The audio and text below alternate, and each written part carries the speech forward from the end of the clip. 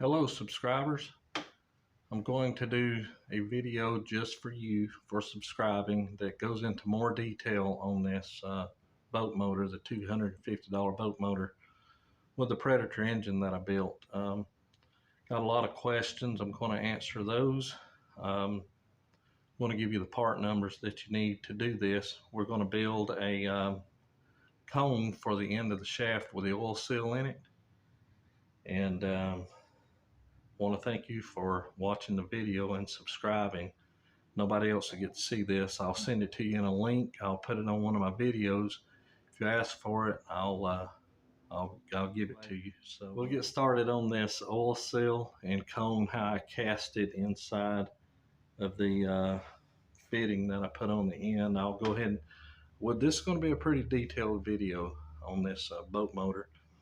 I cut the video and I started doing the editing, and then I dropped my phone that I did a lot of pictures and stuff on and some videos, and when I went and got a new phone, they took the SD card out and somehow it got corrupted, so I couldn't go back in and save any of the footage, original footage that I had other than what I put in the video. That's why it's, I decided to run with what I had because that's all I had. But now I'm going to go back, and for those of you that subscribed, you're going to get a very in-depth look at this boat motor.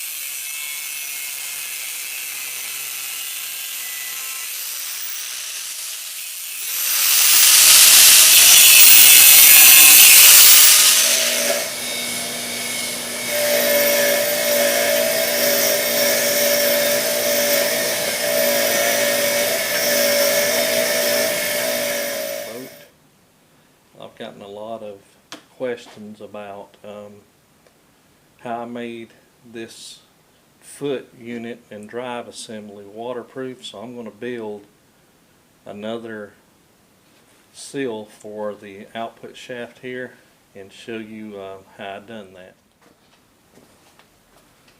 Okay, the bearing from Tractor Supply, this one right here,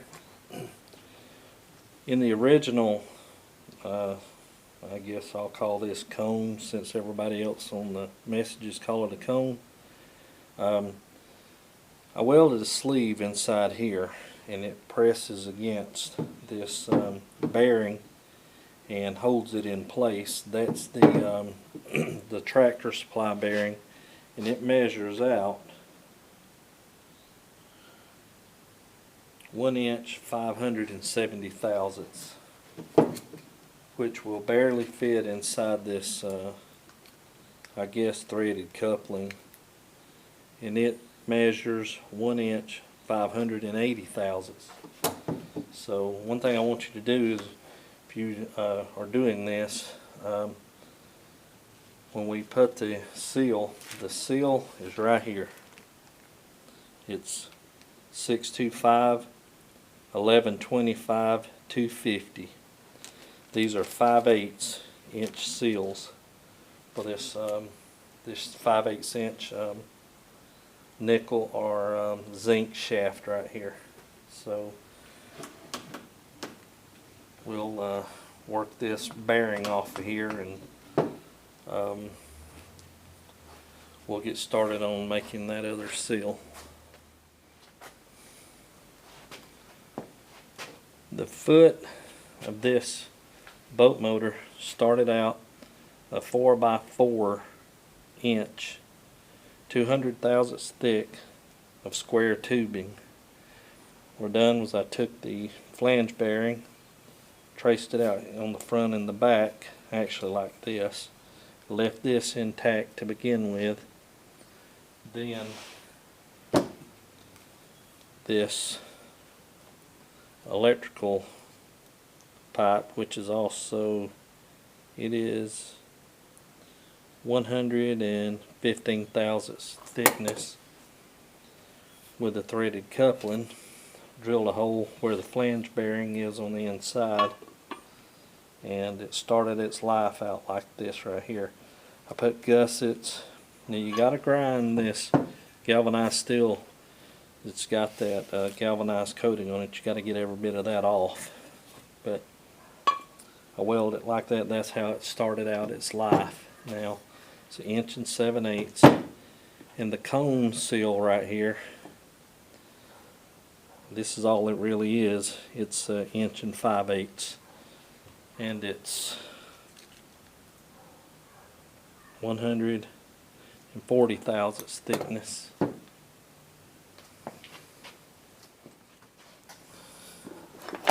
Inside the foot, flange bearings 5/8 inch. This pulley right here is 2.5 inches right here.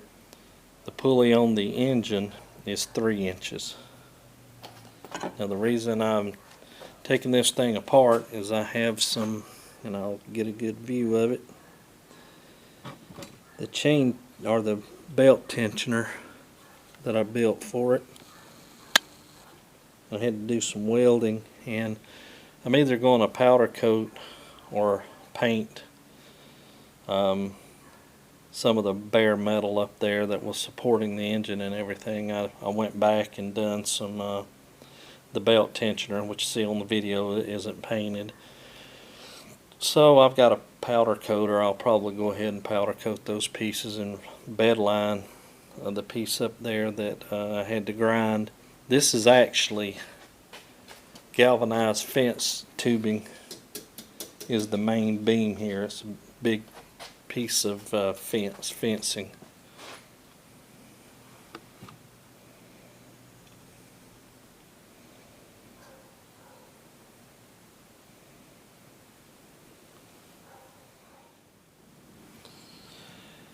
Now the front of this foot, where the flange bearing is on the outside, these are sleeves right here. When I grind, they're leather.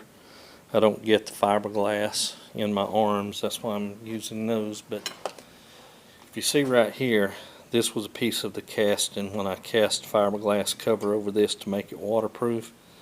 But if I hit a stump or a rock, it's going to bust it. So my next video on this boat motor is going to be making a metal cone shape that is waterproof to put over this right here, this flange bearing, so the water stays out of it.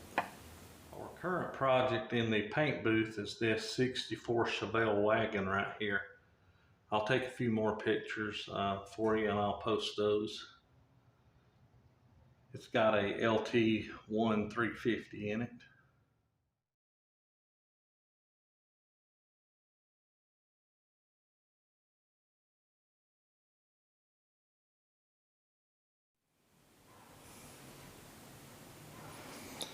Alright, now as far as the steering, what I've done is I took this, it's about a 3/4 inch inside diameter tubing. These are actually lamp brackets that goes on industrial, commercial lamps.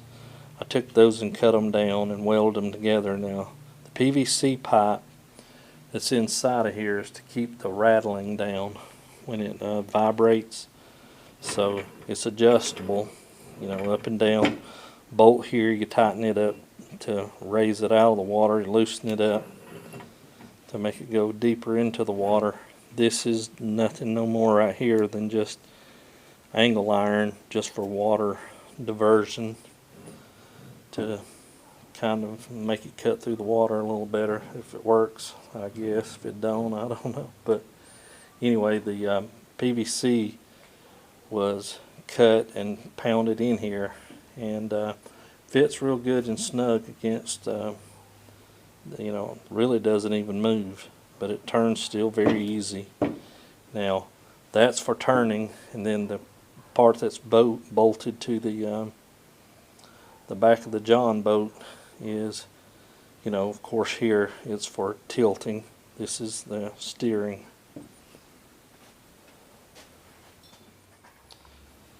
The reason I chose to put these inch square tubing is it's adjustable two different ways. It'll go back and forth and sideways, and so will the engine. So I have a better chance of lining the belt up perfectly.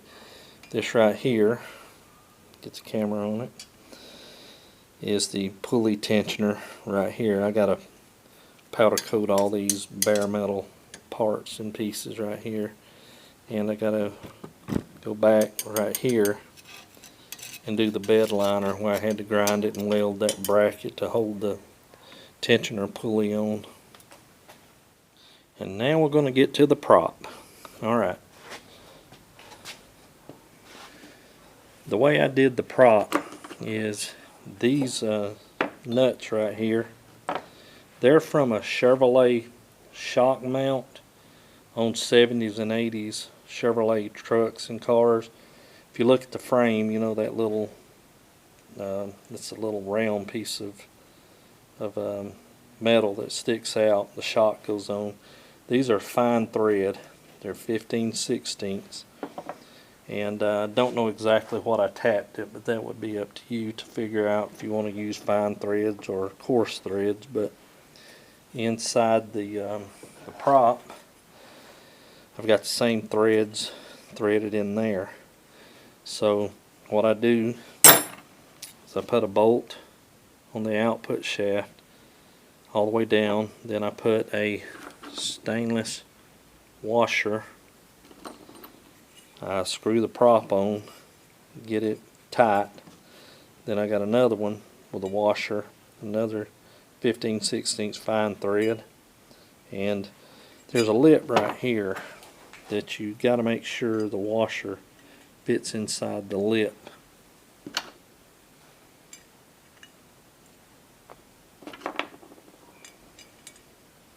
Washer's got to fit inside the lip and not move, because there's a right here that just supports the prop on both sides. But I think this is a 6.5 prop right here. Got it off of eBay, and it's threaded now. That's how it stays. It's threaded, and it's also sandwiched in between these two 15/16 nuts.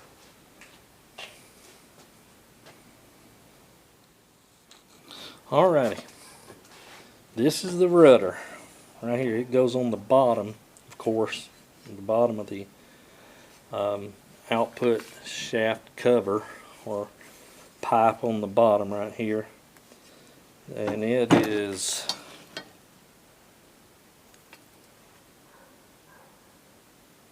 it's 140 thousandths inch thick. This right here, you can call it a gusset, a brace, whatever you want to call it, but what it does, it just keeps, if you hit the output shaft or the rudder right here, it just helps strengthen it up. It's also 140 thousandths of an inch thick, and I chose to bed line all this right here. Alright, let's get to building the seal. I'm going to go ahead and see if I can get a good shot of this seal right here. Show you what we'll be doing.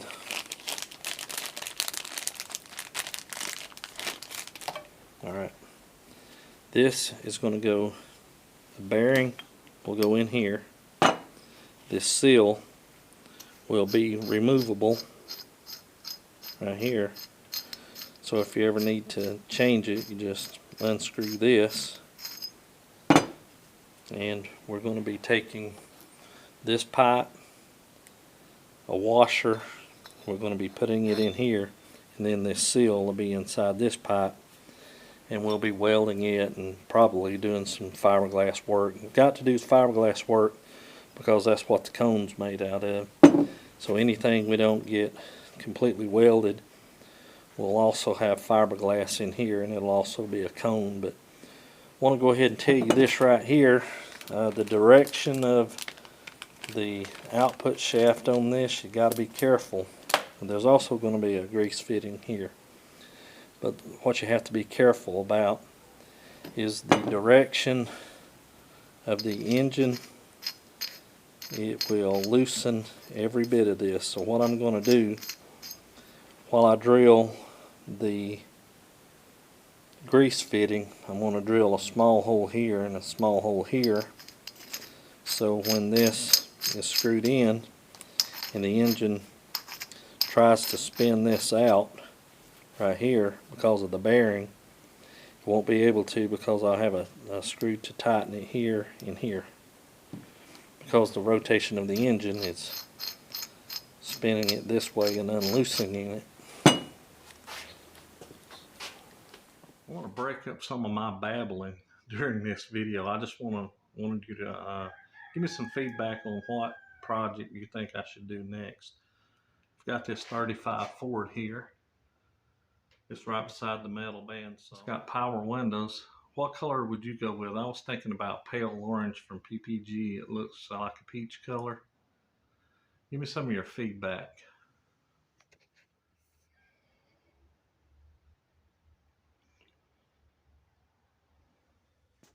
Okay, these threads have burrs in them, and the bearing is not wanting to go in all the way, so we're going to take the Dremel and a cartridge roll and clean up some of these burrs right here.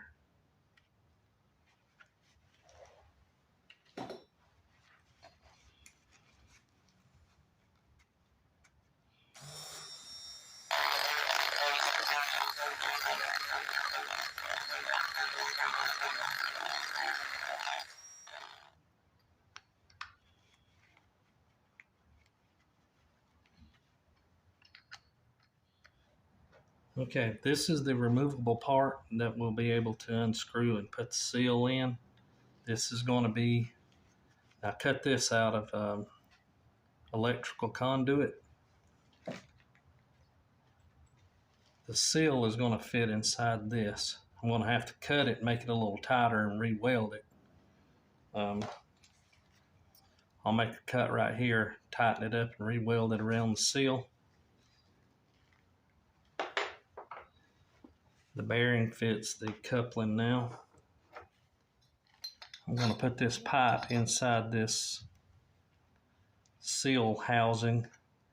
The washer with a hole in it where the shaft will go through. I'll go about 1/4 of an inch down and weld this around here. Then when that's welded, I'll take this. I got to cut it down and re-weld it around the seal, because I can't find anything that fits tight enough around the seal. But this on the other side of this will fit in here, and it'll be welded, and the seal will fit inside that, but on the inside. All right, now the seal is in the ring that I'm going to weld right here.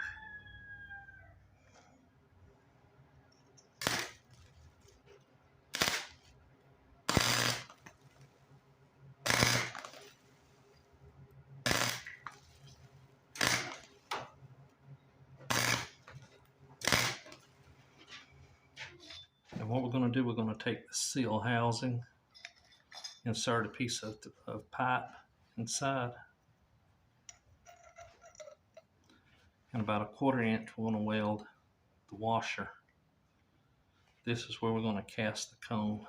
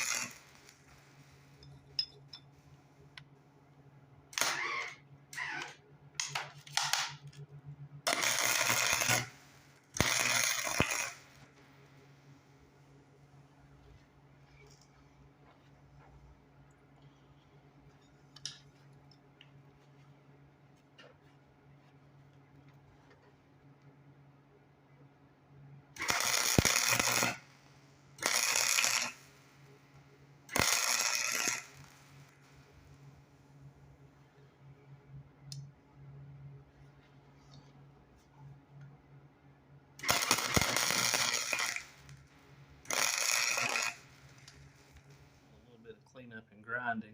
Now with a little bit of cleaned up and grinding, you should have something that looks like this. This is just the backstop for the seal. Now the seal and the housing is going to go right down in here.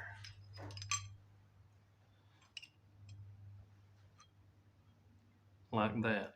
What we're going to do, I'm going to go to the drill press and drill holes in here so I can weld to the back side of this.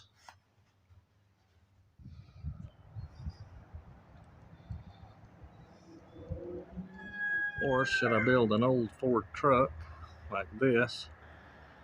Now my Blazer behind that's on 42 Super Swampers. Do you like that color? If you do, let me know what you think. The 35.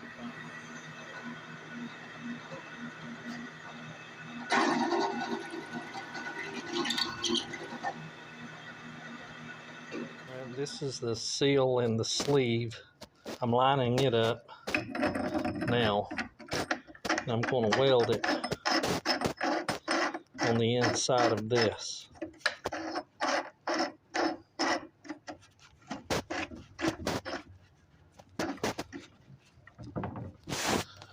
With the holes that I made in there. And with the bearing and the coupling here, see the bearing? I'm going to use a 5/8 inch bolt to keep everything lined up.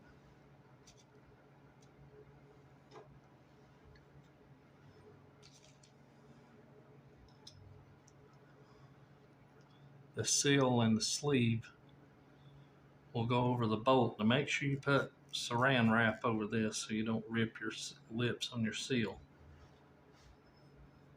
This sleeve will go on first, then I'll thread this over it. What that's going to do is give me access with the welder so I can weld the sleeve right here.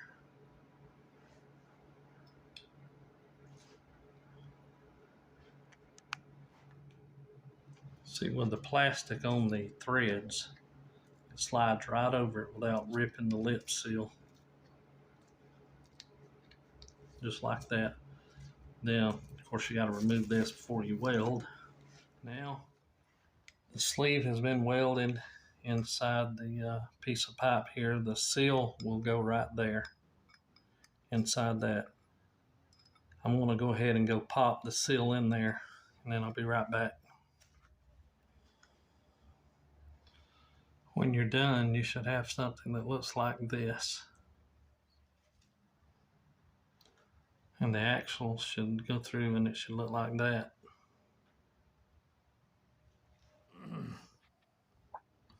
Okay, we're going to start casting the cone. This is what most of you wanted to see. We're going to have to pack grease inside this area right here so the axle will pull out when we set the epoxy resin up right here. So I'm going to go ahead and get this packed down right quick, and I'll be right back. Okay, we've got our fiberglass resin and our hardener. All right, you're going to want to tape your threads up on the bolt because you will never get that out of there if you don't. Make sure there's a lot of grease on it too. All right.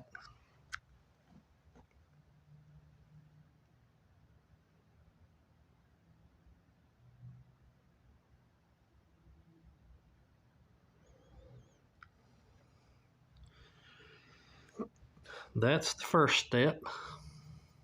Before this completely sets up, go ahead and start working this loose so it'll be a lot easier to get out of there.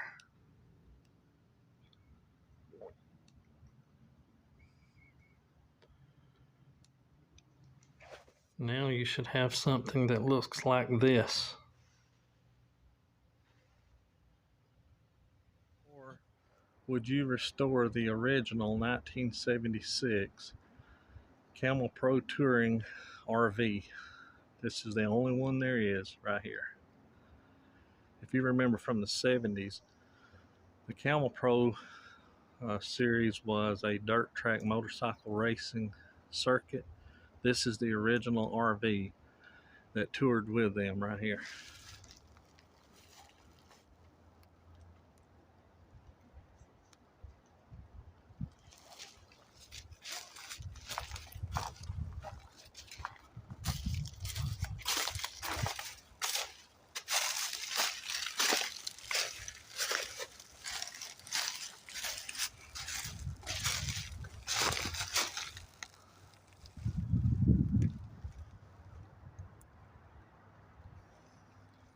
Now the Camel Pro Touring RV also has a 440 in it.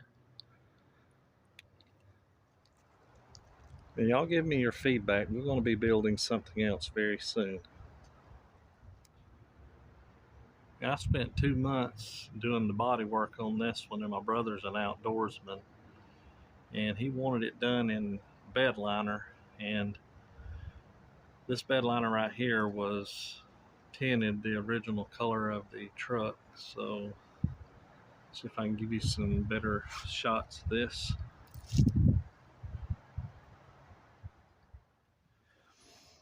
You're gonna have to take all the galvanized coating off of this.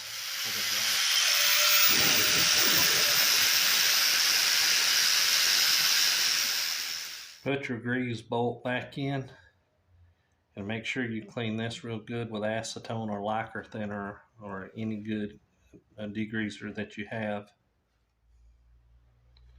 We're going to start by putting epoxy resin and fiberglass mat. These are some pieces that I cut out.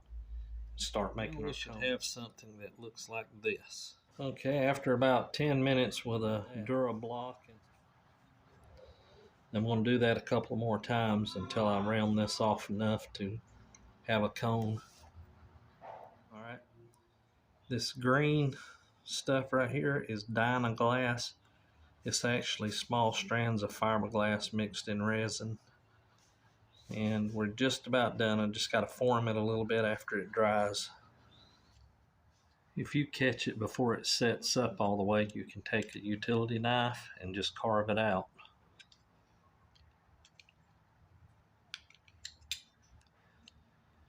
Makes sanding a lot easier. This fiberglass, it'll get in your skin, it'll stick you.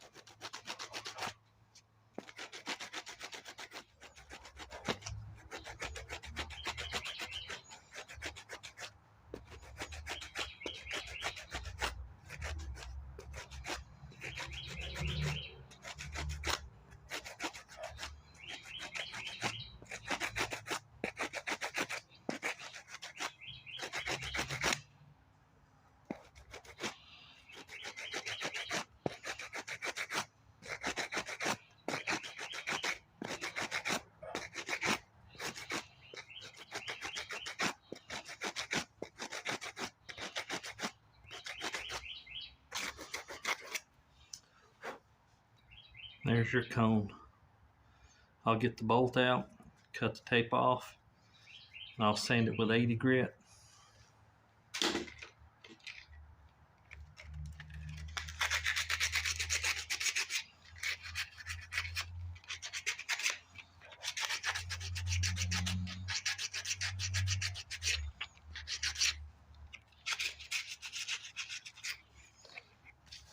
Alrighty, here's the seal right here.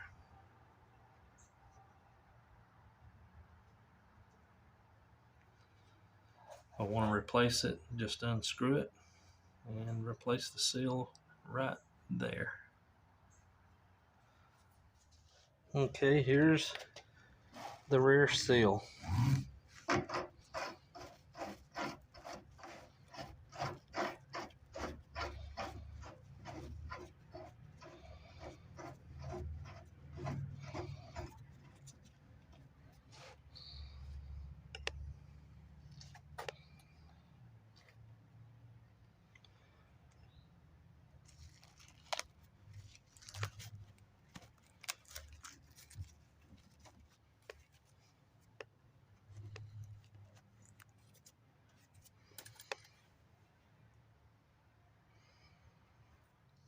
Okay, this right here is 20 inches from the top all the way down to the bottom of the top of the foot, and it also has a 20-inch tail. That's 20 inches. Alrighty, folks, that's it on the $250 outboard motor. That's exactly how I do the rear main seal on these, or the rear seal, the axle seal. Have fun building, and if you have any questions, put them in the comments section. I'll respond.